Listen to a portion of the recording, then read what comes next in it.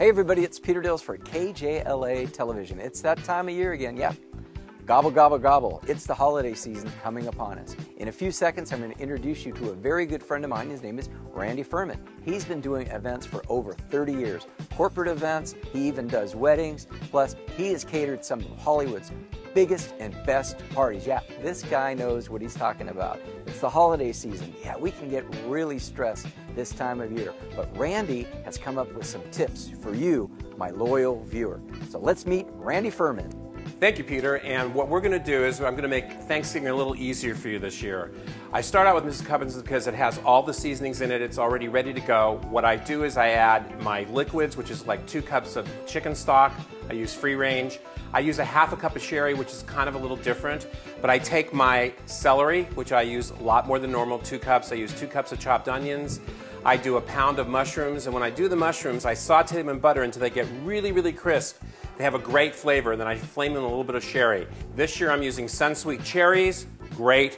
I'm also doing Farmer John. I'm using maple links, and I put them in the oven so you don't have to wait and watch for them on top of the stove. That way you can do something else and then chop them up fine.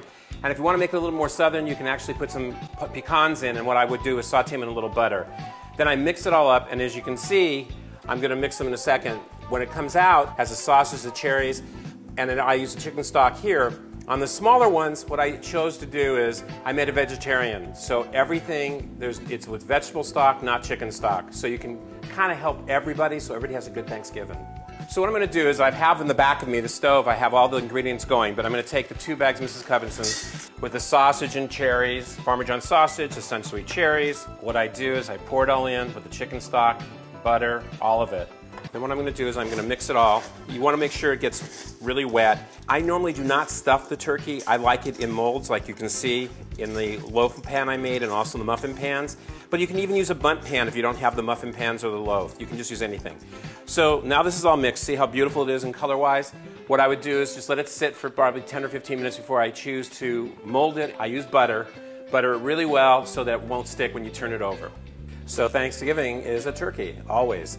And what I did is I started out with like a 1/4 cup of butter, a 1/4 cup of Crisco, and I use a tablespoon of Mr. Paul's seasoning. I also add a little bit more paprika because I like it to be really golden. And I brush everything, but I take carrots, celery, and onions, and I chop them up, and I put them in the cavity, and I put them around the turkey. And as the turkey bakes, they roast. And that's how I make my no-flour gravy, which is all the roasted vegetables. I actually do my turkey, undercook it a little bit. And what I do is I slice it, I put a towel over it, I put a little bit of sherry and a little chicken stock, and then that way your turkey's perfect. It's not dry, you don't have to freak out. But if you're concerned, make sure your turkey has a pop-up valve. That way you know the turkey's done. I did roasted asparagus here. Also, presentation is a big deal. These are little pears, sickle pears, and then using grapes. That way it looks great. If you're having a lot of people, do a show turkey, and then you can cut your turkey, the other turkey in the back. No one knows. So I know I've given you a lot of information, and you're probably trying to write really fast, but don't worry. You can go to randyfuhrmanevents.com, get all my recipes, plus there's a whole page there that tells you how to help you have helpful hints for your holiday, making it easy on yourself. So enjoy, and happy holidays, guys. Happy holidays, everybody. You know, every day somebody will ask me, Peter, do you enjoy what you do? How couldn't I? Look at all this great food. Wait a minute, you forgot my desserts.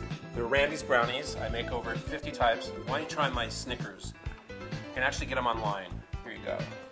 Peter Dills for KJLA Television, right here in Southern California.